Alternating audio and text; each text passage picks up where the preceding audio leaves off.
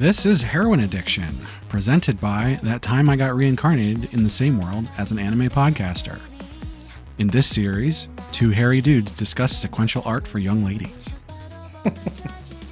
I'm Isekai Sensei-sama, aka Brad, and I'm joined as always by Bento Baggins, aka Ben. Good day. I don't know any Korean to do my patented introduction with. I think that's for the best. I would struggle much more to pronounce it. So are we doing sequential art now? I thought did we call it sequential art before, or is it just comics? I think that's come up in some of our episodes before. But I gotta come up with a funny tagline each time, you know, so you can't just say comics every single time or manhwa. That's true. So, a little bit different this time. The series that you have read recently was a specific recommendation from me. Yes. And it's a new subgenre of a subgenre for me, as I understand it. So, the title of this, The Male Lead's Little Lion Daughter. Yes. So I picked this one for a specific reason. I think we'll save that reason for a little later, see if people can pick up on it. So this is an interesting one. This is an interesting concept that I would not have thought of as a popular isekai subgenre. And it's not bad. Like I do find it charming. I guess I should talk a little bit about what the trope is. Well, so before we jump into your thoughts, I'll read the summary real quick. Just give everybody a little opening here, and then we'll jump into the discussion. The handsome Duke Voriati is the most terrifying man in the Empire, with the coldest of demeanors and a gaze that can kill. But one day, he suddenly says that he wants to adopt a child? And that child is me? After finding me at a shady orphanage, he whisked me away to his snowy palace without a second thought. Now I'm learning all of the ways of the feared Voriarty family from his knights. However, things get dicey when the Duke becomes suspicious of my origins. With these fangs and jet black hair, perhaps we are more than just kindred spirits. Yeah. And I don't know. I feel like this one... I feel like that description really undersells. So I guess the protagonist in this isekai is a 30-year-old woman who has been reincarnated into another world, the fantasy medieval romance novel. Yeah.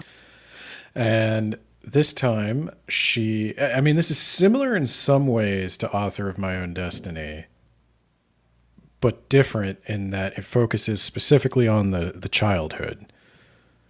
Author of My Own Destiny, she gets kind of, maybe not adopted, but like recruited, I guess, as a young teenager, and then she grows up pretty quickly as the series goes on. But she gets adopted by the same kind of guy.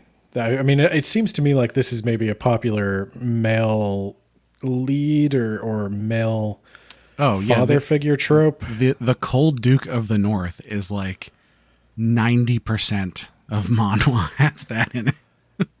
That's interesting to me. I wasn't expecting to see that played out. I wonder where they get it from. I can't really speak to this because I'm not a woman, but I have a feeling that it's popular because the idea of a strong man who is, cold to most people. He's reserved and like he doesn't let his emotions out and everything. And then the female lead enters his life and he becomes open to her. Like she's the only one who can crack his shell. Like there's a romance to that, right?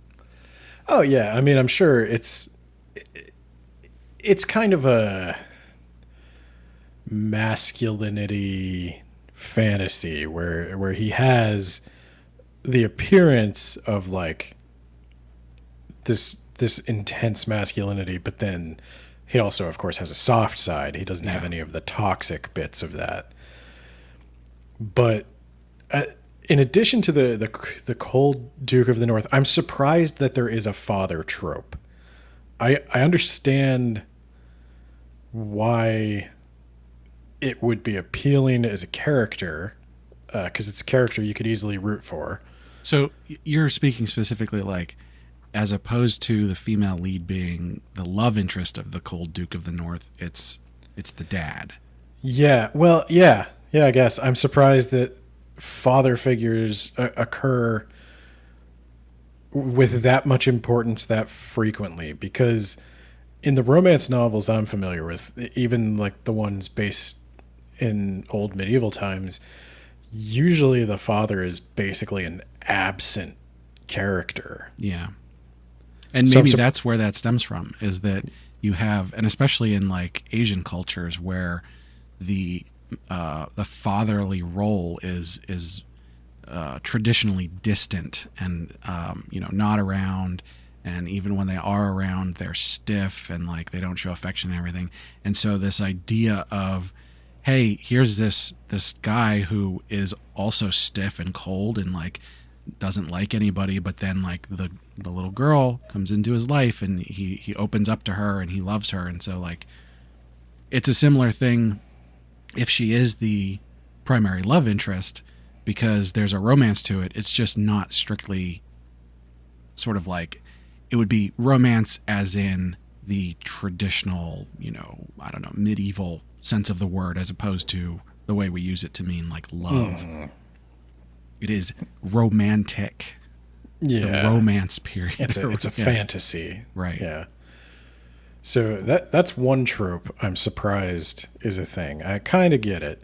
The other trope I'm surprised is a thing, and I don't get it actually, is the being reincarnated as a child and going through childhood.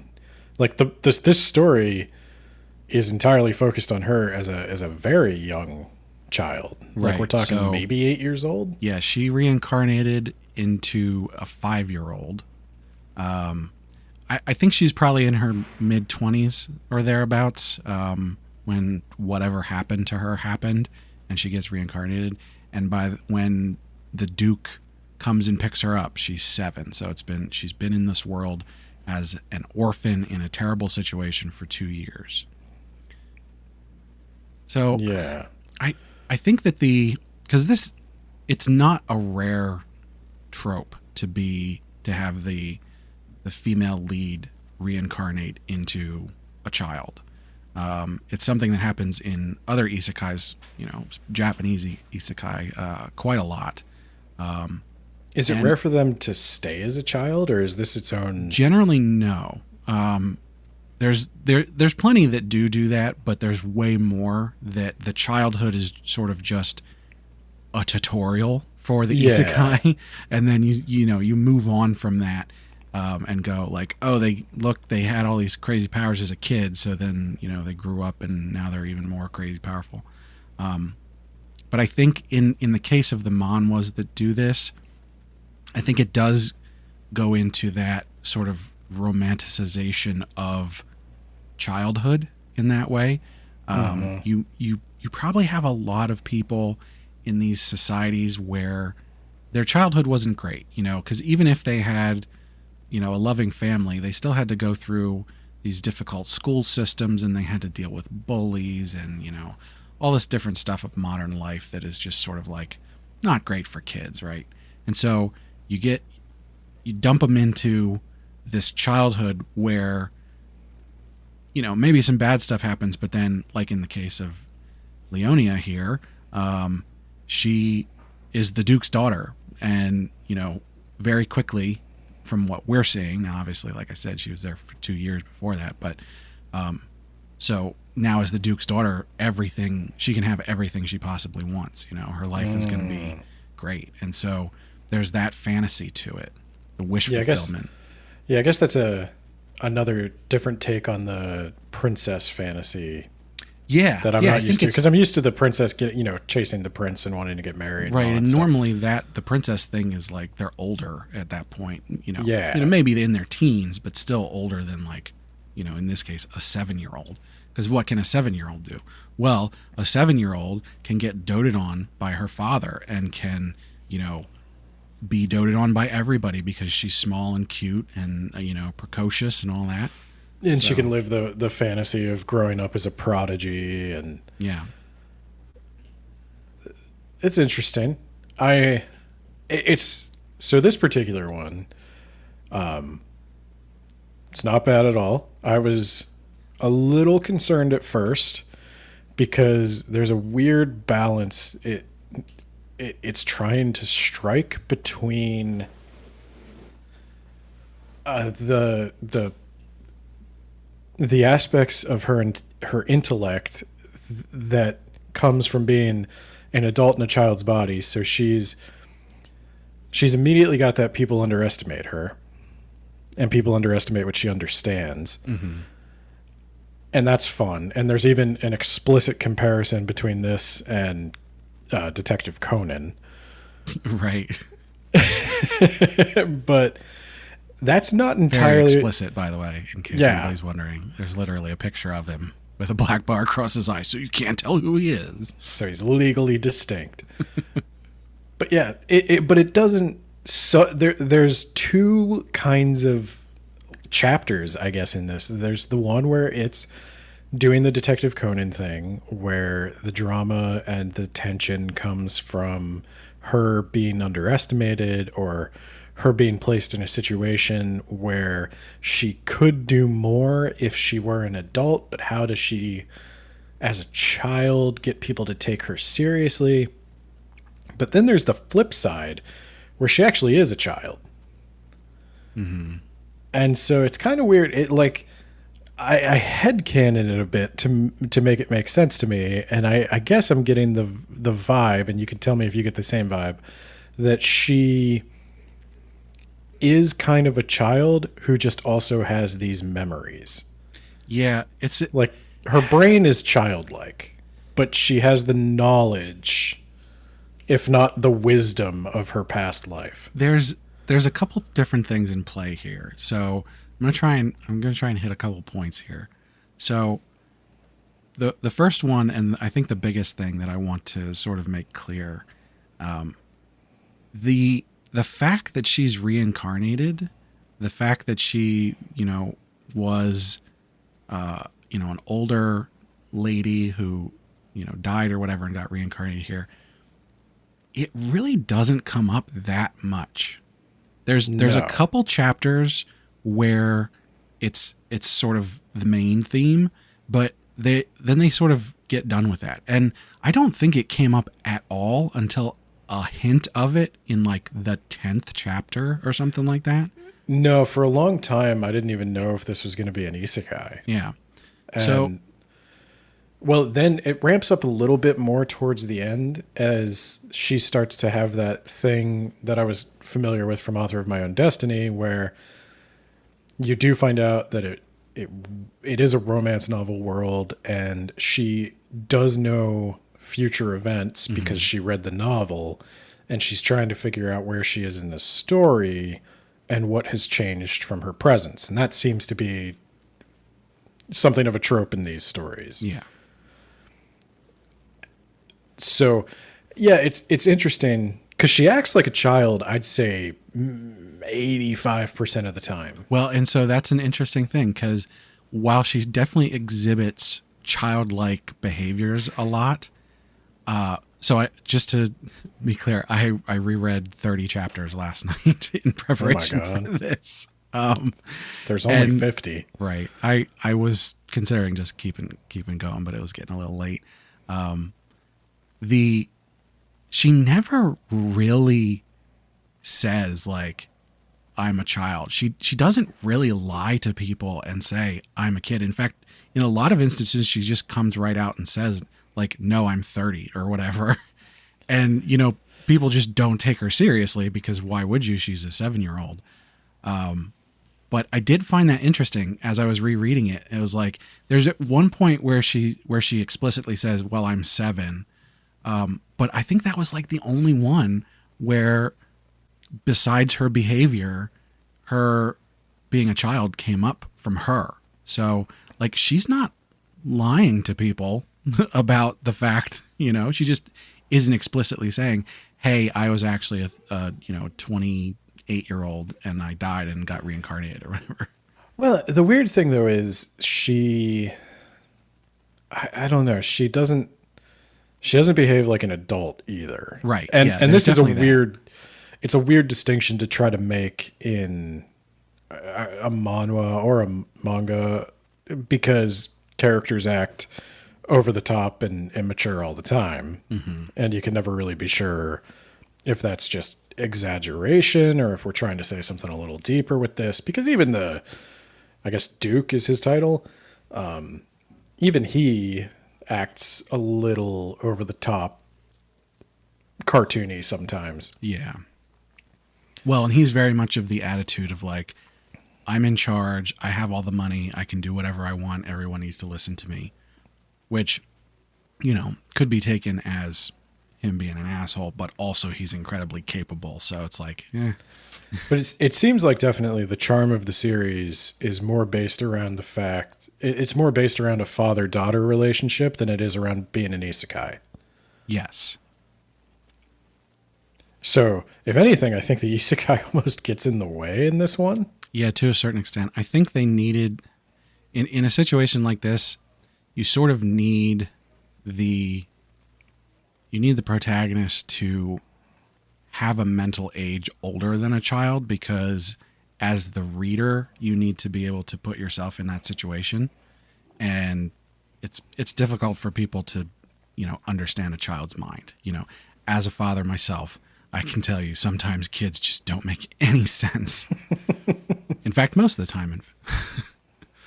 Well, but that's where a lot of the humor comes from in this, is that to the adults around her, she doesn't make any sense. Yeah. And that is one thing I would say, like, this is ostensibly a comedy.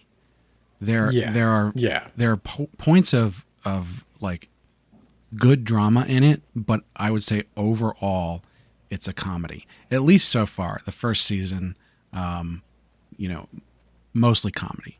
There's definitely some stuff in there where there's some violence, and although I would say a lot of times the violence is played for comedy. Yeah, I would agree. They are getting into a little bit more of the drama side. It looks like for season 2, they've set up what started off as kind of a silly political plot is now kind of evolving into a more interesting political dilemma. Yeah. And because right now, in season 1 at least, the Duke is more than capable of just steamrolling his way through any situation. He just has that much military might that nobody can really challenge him, and he can just behave however he wants unchecked. Mm-hmm. And they do establish that he is actually more powerful than the imperial family. Yeah. But I think one of the things where I say the isekai almost gets in the way, though, is because it's like it relies so much on building this father-daughter relationship, which it does. And it does it well. Like, I found it charming. I think it was a fun read. But I did keep asking myself, like, would a grown woman bond in this way with this guy? Like, would she think of him as a father? How does is she like... And so that is my third point on reincarnation as a child, which is it's not something that they really hinted at in this series, but it's something that they've done in other series I've read, where they sort of explain it away by saying, like, yes, you've reincarnated, but you reincarnated into the body of a child that has the mind of a child. And so you're trying to fit an adult mind inside a child mind, and the child mind sort of you still don't wins. have a frontal lobe. You still don't have all that Yeah, I can And get so, that. yeah, and so while you might retain some memories and stuff like that, your personality and who you are sort of reverts to that of a child. And I like that explanation because without that, it's a bit weird. I'd almost like it more if she reincarnation is a weird thing here. Like, is she truly reincarnated? Like the way, if you imagine if reincarnation were real, and some people have claimed to retain memories of past lives, then they're born. Those literally are their parents, but they also remember another life. But they're a different person in this life. So I Right. was kind of wondering if maybe that's just a cultural boundary that maybe I'm overthinking and maybe it doesn't need explanation to a Korean audience. Well, we're definitely overthinking it. Well, and that's our job. But No, I think, wonder if a Korean audience would just think like, yeah, she's a different person now. She remembers this previous life, but that's not who she is now. I would go that direction if it weren't for the fact that she explicitly talks about how she misses her previous life. Yeah, so that's another point where I'm constantly imagining this adult woman just being infantilized, Yeah. but then she always enjoys it. So there's always, if I had one complaint, this is my one complaint, is that there's a dissonance between the isekai and the father-daughter drama. Yeah. And I definitely get that. I think, and I do this with so many series I read, but there's a suspension of disbelief, and you sort of just have to go, yep, that's weird. Moving on. I like the rest of this. So, Well, and that is a valid point for this one because I could move on and like the rest of it. I think where my problem is, maybe it does a good job of the father-daughter relationship because I get annoyed at the isekai part because it's taking away from that. Like now I have to try to headcanon my way into this making sense. And I was like, just do away with the isekai or handle it differently. So she established this relationship with this guy and then got her memories back or something right. like that. There's another version of this trope where they just gain the memories of a previous life. So like they are themselves, but then they get hit on the head or whatever and they like unlock these memories. And so they don't become a different person. They just gain access to like additional information. I would like that better. Yeah, I think that's the best way to do it. And those series always seem to be a bit more intelligent than others. Yeah. Well, and I guess it's fair enough to talk about this one doesn't mind embracing some weird problematic stuff. Like, Yeah. because this is where I could say that everything I've said up to this point is my charitable interpretation, which is the interpretation I favor because I did like the series. There's a less charitable interpretation where this is like a daddy fetish.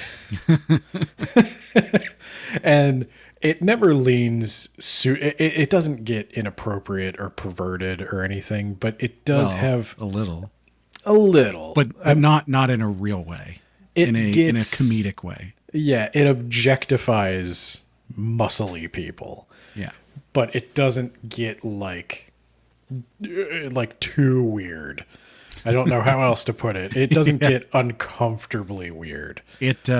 I would say, if there's a line, it can see the line, but it hasn't gone up to it. Yeah. But every time they go back to the isekai and you're reminded that this is like a 20-something-year-old woman, and she hints that she may be like physically attracted to her muscly father. Yeah. There's a little bit like that's my, and I don't even know if it's not a charitable interpretation or if it might be the intention. There's a little bit of a daddy fetish. Well, I can tell you from reading comments on Bato, daddy fetish is definitely a thing. Like, Yeah. these ladies are really into it. I don't think we need to profile them all as ladies. Well, But yeah, so that if that's the case, because right now I think I don't know if you've read more or if there is a second season yet. no. So I started this with the fan translation, and that got dropped before season 1 finished. Okay. It was actually only like a couple chapters before. So I picked up the official one and unfortunately had to wait a while for that to get caught up. But then the last chapter of the first season was very recently. What was that? It's like 12 days ago at Yeah. the time of recording. yeah. So we got good timing on this one. Yeah. I'll be interested to see where it goes in season 2. Because I feel like season 1 built the world, built the relationships, and now they're really free to explore whatever themes it is, or whatever themes there are that they want to explore. Yeah. And so we'll be interested to see if it goes more into that daddy fetish. I don't think it's going that way. I hope it's not going that way. Yeah. Yeah. But I'm not 100% certain of that yet. I think that would probably ruin it because Yeah, I agree. the relationship that they have now is like perfect. The way that it's growing, the way that they're connecting, the way that they care for each other. Yeah, it's like, please keep this innocent. Please Yeah. keep this, wholesome. And if it becomes not innocent in the future, it can't really be between them. It needs to grow. There needs to be a romantic male lead interest. That's Well, yeah, because the interesting thing is she hints that in the novel, the romance was between the Duke, who is her father, and some as of yet unintroduced female protagonist. yeah. So is that going to turn into exploring a mother-daughter relationship, or is it going to turn into a rivalry? Right, and I think that's going to be the interesting thing. I feel like that's the direction that it's going, of like, okay, Leonia wasn't in the original novel, so things are already drastically different. So when the original female lead shows up, like, how's it going to go? Leonia has already shown that she won't put up with people's shit. So Yeah, this one is like a tentative recommendation from me right now because I did like it. I think of right now, of the 3 I've read, I think Author of My Own Destiny is still my favorite. okay. But this one, I think I understand why you like it, and I'm going to guess it's because as a father yourself, there's probably a lot of moments where the parent-child bonding is very wholesome and very fun, and it's interesting to see the effect that having something he needs to like protect and care for has on the Duke, and how it makes him a different person and makes him care about things he might not otherwise have cared about. Yeah, you nailed it. That was exactly it. Yeah, and it does a really good job of that. Yeah. And that is something that only recently they've started to explore in anime. And there's still not a lot of it. Yeah, there's plenty of, I shouldn't say plenty. There's enough manhwa of it that I can recommend a couple others. But yeah, I wanted to, the whole reason, if any, drop a comment if you guessed why I recommended this. But yeah, the reason I wanted to have you read this one was, I mean, first of all, I think it's great, just like objectively, but also because I wanted to see the difference in your opinion of it versus mine, from me being a father and you not being a father, and see how that how that colors my interpretation of it versus yours. Yeah, I'm sure it resonates more if you are a parent, but I still got the theme, and it's still, I think it's like even if we haven't been parents, we've all been children. I mean, so we all know what having that relationship or not having that relationship has meant to us. And I think as a result of that, you can get something out of this. Yeah. I will say, because they teeter every now and then, if season 2 makes this weird, they will have shot themselves in the foot. Yeah. So, Because I really think that is the strength of this, and I hope the author realizes it. Because I'm not sure right now if she has stumbled onto that or if this is the intention. I have to feel like it's the intention, because it's very in your face about it. So it would be weird if it was accidental. Yeah. The other thing... I agree. I have hope. The other thing would be, and this is something that happens with a lot of manhwa, is the artist changes between seasons. Mm-hmm. And a lot of the time, people are very upset about that. The art is, not as good for the second season or something like that. I personally think the art in this one is really good. If not on par with Author of My Own Destiny, then better. The only thing that I liked more in Author of My Own Destiny is they used, and again, I don't know how they do these, but they used patterns better in the texturing of the clothing. Sure. That was the only, and that's a minor thing. Yeah. The costumes in this are plain compared to Author of My Own Destiny, but Author of My Own Destiny is also ridiculous. No one has clothing that looks like that. It's definitely, it's not as patterned or anything. However, I personally think that the outfits in this are like, and this is something that I don't really care about all that much, but I think the outfits in this are really well done. It feels to me like they're taking a lot of care in it.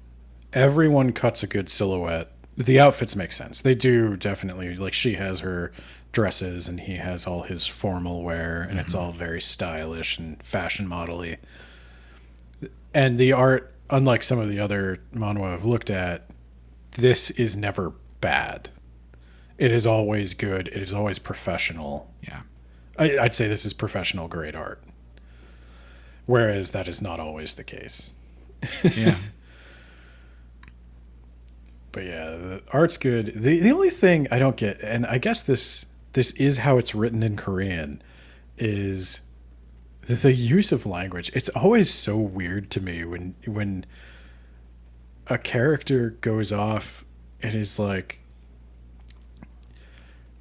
"I'm gonna cut your nuts off, shithead." Like, when it gets so vulgar, like, she has these moments where she goes like from 0 to 60, and she talks like, I don't know anyone who talks like that, let alone somebody who is described as being like a middle class city dwelling woman. But maybe that's just me and the circles I travel in. I think in this instance it's done for the comedy of it, which I think is probably the strongest suit of this series, because the thing that like really grabbed me, besides the good feeling you get from these relationships that she's forming with her adoptive father and with her new friends and all the servants and all that, is that she's so crass and like loud and in your face. And I, thinking about it as like, oh, she's 28 or whatever, it's like, okay, well, whatever. But like, if you sort of forget about that and go, she's a 7-year-old, it's hilarious. Like, the thought of a child actually acting like this, I would love to spend the day with her, I could see that. Yeah, I think this is a good one. I'm interested to see where this goes. I don't know.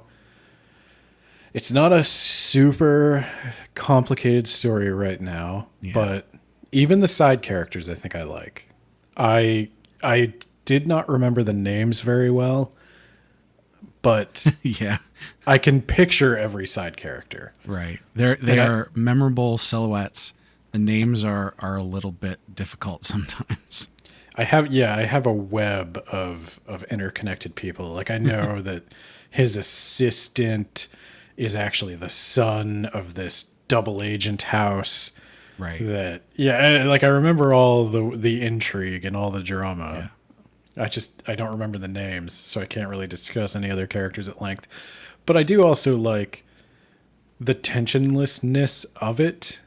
So I do hope they get a little bit more drama in, but I also like how, I don't want to see a kid like getting beaten up. I don't want this to be Oliver Twist or anything like that. I like how she is accepted and people, there's anytime somebody like tries to undermine her, it's always over very quickly. Yeah. And I don't think that she could really get abused at this point. They showed pretty early on. I think it was like chapter in the 20s or something with her first etiquette teacher.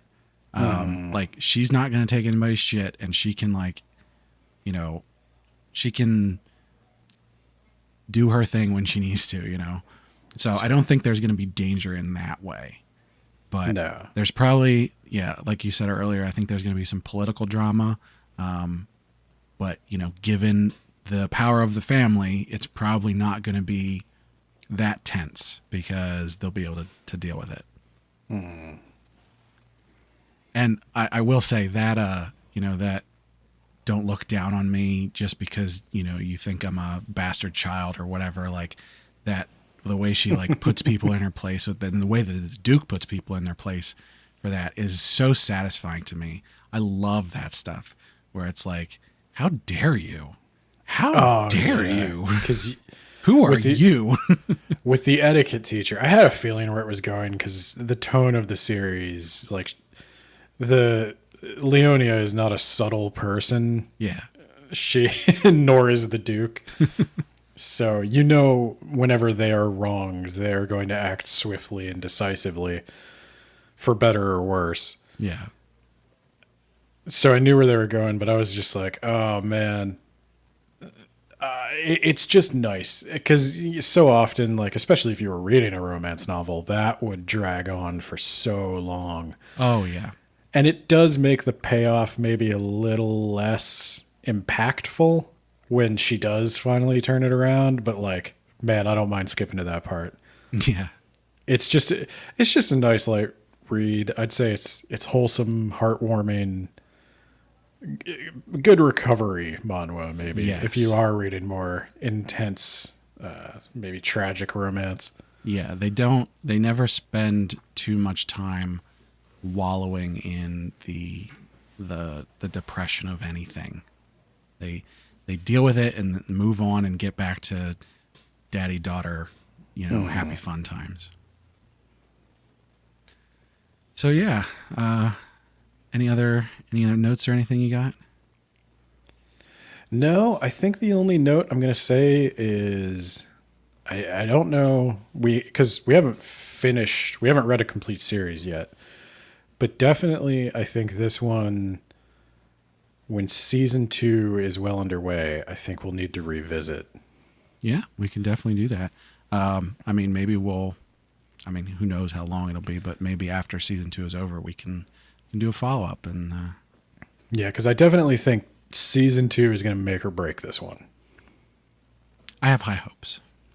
Right now, I'd recommend reading season 1. If anything we said so far has interested you, I think you'll like it. Yeah. But there's just room to fail or room to thrive. Yeah. Well, on that note, I'm ready to rate this. All right, let's do it. So I'll let you guess. What do you think my rating is on this? 9 out of 10. I'll tell you what, I'm waffling between 9 and 10. I'm on the fence of if I want to elevate this to a 10, or if I want to say, since it's got some room to grow there, if I want to leave it at a 9. So to entice people to listen to the follow-up episode, I'm gonna rate this as a 9 right now, and we'll come back and we'll see if it gets upgraded to a 10. I was gonna say, I think I'm on the fence between. What did I give Kill the Villainous? I don't remember. If I gave Kill the Villainous a 7, then this is an 8. And if you gave Kill the Villainous an 8? Then this would be a 9. This is better than Kill the Villainous. I like it less than Author of My Own Destiny. The only thing the whole her being weirdly into muscles thing, that doesn't work for me. It's humor. It's not terrible. I'm not judging it too harshly. That didn't work for me. And I think it would be weirder if they didn't always call her out on it. Yeah. Well, and like I said, we were talking offline a little bit. I like that she wants muscles herself. Yeah. So it's more about the muscles than it is like a sexual thing. Yeah. But yeah, that was a little weird to me. That's one thing. And then just the dissonance between the isekai and the father-daughter relationship. Because the father-daughter relationship is so strong and so good, anything that takes away from it, I'm having a hard time seeing as anything other than a misstep right now. But I am flexible. We like you said, I could go up or down in season 2. So I'm going to give it an 8 out of 10 for now. It could get a 9 out of 10 for me, depending on where they go. I definitely think if they have the Duke get into some kind of trouble and she has to save him, that's going to bump it up for me. That's something I'm looking forward to, because they haven't gotten a lot into the combat, but it seems like they might. There's an awful lot of training going on. Right, and they hinted at like, hey, the monsters are doing weird stuff. It's not like all the other seasons where we just go and we call them and everything's fine. Yeah, so I'll be interested to see if she deploys the fangs of the beast and saves her house. I think that might bump it up for me. Mm-hmm. All right. Well, so this time I wanted to introduce something a little bit different from what we've done before, which is picking the next series in the episode. So in case people want to read along and then listen to our thoughts after they've read it, they can do that. So is there any series that has caught your eye on the list? I haven't looked. I haven't looked at any. Maybe give me 2 or 3 you want to explore, and I can pick out of that. Well, I will say, I did order like the first half of these in sort of my recommended order. So if you wanted to just sort of, start at the top and be like, okay, what do we got going on here at the top? We could do it that way. Okay, so the first 3 are Secret Lady, Solitary Lady, and Beware the Villainous. So out of those 3, I think in terms of ones that you would really enjoy, Secret Lady would be it. I mean, it's right there at the top, but I think that would be the one. All right, let's do it. Secret Lady, it's as good as any other. All right, we're gonna read Secret Lady. I don't think this. I favored looks like there's 52 chapters out right now. I don't think season 1 has ended yet. If this one is going to do seasons, they might not. I was just looking on Bento for this. The first, somebody left a review 17 hours ago. 2 out of 5 stars. This webtoon is just not very good. I disagree. I hope you're listening, guy, because we're coming for you. Yeah. All right. I can tell you the art is already getting me. So. Well, that's what I expected. Yep. And it's got a good story with some, fun subterfuge, and there's some romance in there, and I think it's a good time. So. All right. Well, let us know if you're reading it along with Ben.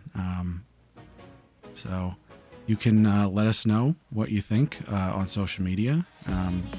And, if you want us to read another series that you think we both like, you can give us a recommendation. Be sure to check out our regular podcast, That Time I Got Reincarnated in the Same World as an Anime Podcaster.